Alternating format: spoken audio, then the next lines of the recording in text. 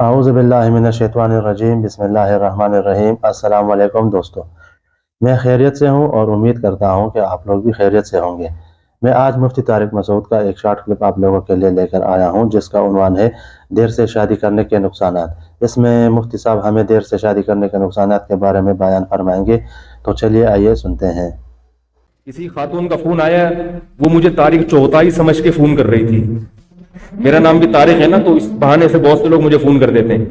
خاتون کا فون آیا، وہ آپ طارق چوہتائی ہیں؟ میں نے کہا اللہ نہ کرے بھائی۔ میں نے کہا خیر مسئلہ، کہہ رہی وہ آپ نے ایک وظیفہ بتایا تھا، اس سے میری ایک بچی کی شادی تو ہو گئی، 2 بچیاں رہ گئی ہیں، ان کے لیے بھی بتا دیں۔ میں نے کہا کہ اللہ کی قسم وہ اس وظیفے سے نہیں ہوئی تھی، وہ ویسے ہی ہو گئی تھی، باقیوں کی بھی دعا کریں ویسے ہی انشاءاللہ ہو جائے۔ میں نے کہا اس سے جا کے تحقیق کریں، اس کے اپنے خاندان کی بچیوں کی کتنوں کی شادیاں نہیں ہو رہی، اگر یہ وظیفوں سے ہو رہی ہوتی اس کی اپنی کتنوں کی نہیں۔ میں نے کہا آج کل تو شادیاں ویسے ہی نہیں ہو رہی ہیں، بندے کریں گے تو ہوں گی نا شادیاں۔ یہ تو آپ لوگ کتنے ہیں یہاں جو میرڈ ہیں، سارے کنوارے بیٹھے ہیں یہاں پہ۔ جب کرو گے ہی نہیں، عمریں نکلیں گی تو الٹے لٹک کے وظیفے پڑھو، سیدھے لٹک کے وظیفے پڑھو، کچھ بھی کرو ہوگی نہیں۔ ابے بھائی روٹی کھاؤ گے نہیں تو پیٹ میں جائے گی وہ، جو مرضی کرو۔ جب مردوں نے نکاح کرنا ہی چھوڑ دیا ہے، 40 سال کی عمر میں تم نکاح کرو گے تو لڑکیوں کی شادی کہاں سے ہوگی؟ اور ماں باپ اپنے بیٹوں کو شادی کرنے نہیں دیتے، لڑکے کو کہاں کرنے دیتے شادی، اور روتے کہ ہماری بیٹیوں کا رشتہ نہیں آ رہا۔ تو بھائی اس لیے نہیں آ رہا کہ دوسرے کے باپ بھی اپنے بیٹے کو شادی نہیں کرنے دے۔ ایک چھوٹی سی بات کہہ دوں، وہ موضوع آ جائے تو چھوٹی سی، پھر میں اصل موضوع کو بس سمیٹتا ہوں، یا آپ ذرا گچھی پکڑ کے رکھیں اس کی۔ آج کسی کا فون آیا کہ وہ ہماری کوئی خاتون تھی، وہ بیوہ ہو گئی تھی، یہ ہو گیا تھا، فلانا ہو گیا تھا، اب بڑی مشکل سے ان کا ایک جگہ رشتہ طے ہو گیا ہے، 1 سال کے بعد شادی ہے۔ تو میں نے کہا 1 سال کے بعد کیوں ہے؟ کہہ رہے ہیں وہ لڑکا کہہ رہا ہے کہ میں پہلے اپنے پاؤں پہ کھڑا ہو جاؤں۔ میں نے کہا آپ لوگوں کی طرف سے تو دیر نہیں ہے نا؟ کہہ رہے نہیں، لڑکا کہہ رہا ہے میں پہلے گھر بنا لوں، میں کمرہ بنا لوں، میں یہ کر لوں۔ میں نے کہا ان کے گھر میں کوئی کمرہ نہیں ہے؟ کہہ رہے ہاں وہ ہے۔ میں نے کہا کیا وہ کھاتے نہیں ہیں؟ بھی کھاتے ہیں، صبح ناشتہ بھی۔ تو میں نے کہا اگر آپ لوگوں کی طرف سے یہ شرط ہوتی نا کہ نہیں ہم اپنی بہن کو یا بیٹی کو اس حالت میں نہیں بھیجیں گے، اس کے لیے پہلے ڈیفنس میں بنگلہ بھائی ہر ایک کا اپنا ایک معیار ہوتا ہے نا لڑکی والوں کا، تو سمجھ میں آتا ہے کہ بھئی آپ اس کنڈیشن میں بھیجنے پر آمادہ نہیں ہو۔ اگر آپ آمادہ ہو اور سامنے والا آمادہ نہیں ہے، وہ بہت بڑا بیوقوف ہے۔ وہ کہنا تو بہت بیوقوف بہت ہلکا لفظ ہے اس کے لیے، لیکن کیا کریں بھئی، تقدس بھی تو ہے نا کوئی مسجد کا، اور اسی پہ کلپ آ جائے گا تو وہ پاگل ہے۔ بھائی جب مرد کو عورت کی ضرورت زیادہ ہوتی ہے، میں نے کہا 1 سال وہ بندہ بیوی کے بغیر، عورت کے بغیر گزارا کیسے کرے گا؟ ہماری سمجھ میں نہیں آتا بھائی اس ماحول میں۔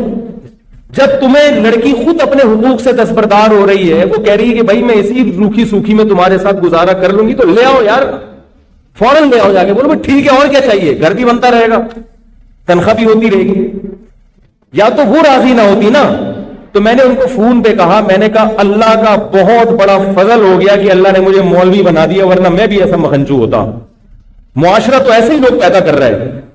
کیسے 1 سال خدا کی قسم روزے رکھ کے گزارا ہو سکتا ہے؟ میرا یہ نظریہ ہے اس ماحول، اس معاشرے میں عورت کے بغیر 1 سال گزارا ہو جائے، اور آدمی بھی جوان ہو، اور ہو بھی آدمی بھی ہو، اور 1 سال عورت کے بغیر وہ گزارا کر لے، اس کو لیبارٹری میں لے جا کے رکھ دو، اس کو گینز بک آف ورلڈ میں اس کا نام لکھوا دو، کیسے گزارا کرے گا؟ یہ زندگی کا ہر وقت کی ٹینشن ہے۔ یہ خواہشات نفسانی جو ہے، یہ شہوت ہے، تو جسم کی ریکوائرمنٹ ہے۔ جیسے بھوک لگتی ہے نا، چاہے کتنے نیک ہو، کتنے پرہیزگار ہو، بھوک تو لگے گی بھائی۔ چاہے تبلیغ میں چلے لگا لو، چائے میں لگا لو، اور ڈبل ہو جائے گی بھوک۔ تبلیغ میں نکل کے آدمی واقعی میدا بڑا ٹائٹ ہو جاتا ہے، ڈبل کھانا کھاتا ہے۔ اس کو ختم نہیں کر سکتے، صحابہ نہیں ختم کر سکے تھے بھائی۔ عثمان ابن مظعون رضی اللہ تعالیٰ عنہ سفر میں ہوتے تھے، کہتے تھے ہم بیوی کے بغیر سفر کرتے تھے، ہم پہ بہت شہوت سوار ہو جاتی تھی، ہم بہت پریشان ہوتے تھے۔ صحابی جو نبی کی صحبت اٹھاتے ہیں، اتنے پریشان ہو گئے کہ انہوں نے نبی سے اجازت مانگی کہ یا رسول اللہ آپ ہمیں اجازت دیں، ہم کوئی ایسی چیز کھائیں کہ ہم خسی ہو جائیں، نامرد ہو جائیں، ہم سے گزارا نہیں ہوتا عورت کے بغیر سفر میں۔ تو آپ صلی اللہ علیہ وسلم نے فرمایا کہ نہیں، تمہیں خسی ہونے کی اجازت نہیں ہے۔ کیا فرمایا؟ تزوجوا الودود الولود فانی مباہی بکم الامم۔ فرمایا نکاح کرو، نکاح کیا مطلب؟ سفر میں کر لو کسی سے نکاح. یہ نہیں کہ ابھی جائیں گے تو پھر اس 6 مہینے استخارے نکالیں گے, پھر لڑکی والے آئیں گے تو پھر لڑکے والے جائیں گے. اتنا ٹائم نہیں ہے بھائی, اتنا ٹائم نہیں ہے. سفر میں گئے, کوئی رشتہ میسر ہے, شادی کرو. گھر میں فون کر کے ابا کو بتا دو ہو گئی ہے, ہو گئی. صحابہ کا ایسا ہی ہوتا تھا, ابا ہو گئی. آج پتہ نہیں کیا عذاب بنا لیا اللہ کے بندو. 1 سال کیسے گزارا کرتے ہو, خدا کی قسم میری سمجھ میں نہیں آتی. یا تو کوئی بہت نیک ہے, اتنا نیٹ کلین پاک صاف ہے, ایسا ہے تو مجھے بتاؤ, میں اس سے اصلاحی تعلق قائم کرنا چاہتا ہوں بھائی. ہمیں تو ایسے لوگ چاہیے, بیوی کے بغیر بھی رہیں 1 سال اور جوان بھی ہوں, اور پھر بھی گناہ کا ان کے دل میں خیال نہ آئے, اور ایسے پاک صاف زندگی. یا تو وہ کچھ اور مخلوق ہے, کسی اور جنس کا آدمی ہے, یا وہ بہت نیک ہے, میں اس سے بیعت ہونا چاہتا ہوں, میں بیعت ہونا چاہتا ہوں.